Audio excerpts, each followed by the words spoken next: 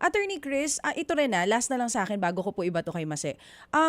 PNP HPG, talaga po bang mandato nila yon? Pumunta sa mga ganung site for that kind of operation? Paano po ba? Kasi hindi ko maintindihan. Part po ba ng trabaho nila yon? Um, Again, DJ Chacha, no? Ang hangarin po natin dito, ma-maintain yung ating magandang institutional relations between the DOC and the HPG. But to answer your question, if you look at the mandate, no, talagang medyo limited po, no, for highway, traffic regulations, smuggled vehicles, no. But in their defense naman po, no, mga kapulisan pa rin po natin yan, no. So halimbawa, yung mga experience natin sa kanila working with them in the past, kung maalala po natin, meron po silang checkpoint noon, no, na merong isang motoristang umiwas at yung motoristang umiwas ay pumunta sa isang yarda na nagkataong nakabukas yung isang container na naglalaman ng iligal na sigarilyo. Tayo po ay nakipagtulungan sa HPG noon, no, sa ilalim pa po noon ni General Hansel Marantan. Yun po yung working relations na gusto po naming ma-highlight. No? Yung maganda po, yung mga ganitong isolated po, sana po, ang hangarin po natin dito, process improvement and syempre, no, yung safety po ng parehong kawani ng Bureau of Customs at ng PNP HPG.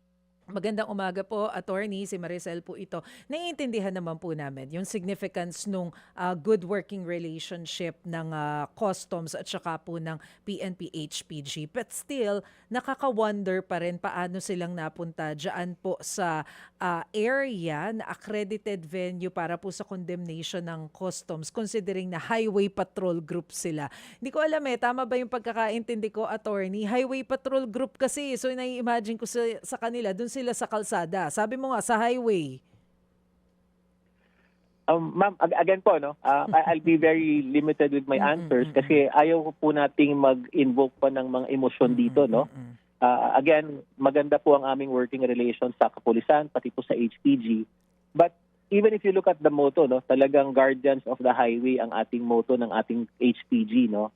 But there are instances na pwede silang ma-involve, perhaps, no. Halimbawa, yung pong example natin kanina, hot pursuit, meron silang pinopursue na motor vehicle and nagkataon, nag-end up ito sa isang yarda na merong kontrabando. May mga ganung instances naman po in their defense, no? I guess ang pinanggagalingan po ni Commissioner Ariel Nepomuceno is how we can improve yung validation po natin. Nakita niyo naman pong naka-BOC uniform na, nagpakilala na po. Nagbigay naman po ng mission order na pirmado ni Commissioner Ariel Nepomuceno. Bakit pa po kailangan humantong sa ganong intrusion, no? Unless merong silang ibang nakikita. Kasi honestly po, hindi na rin po namin sigurado kung ano yung version, no? Ito ba ay entrapment? Ito ba ay search?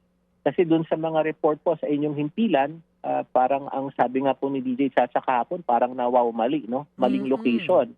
Pero doon naman sa ibang himpilan, ang sinasabi, ito nga, meron daw di umano na BOC personnel involved. So, hopefully, lahat po ng ito ay mabigyang linaw sa pamamagitan po ng investigasyon at formal na reklamong aming isasampa sa NAPOLCOM.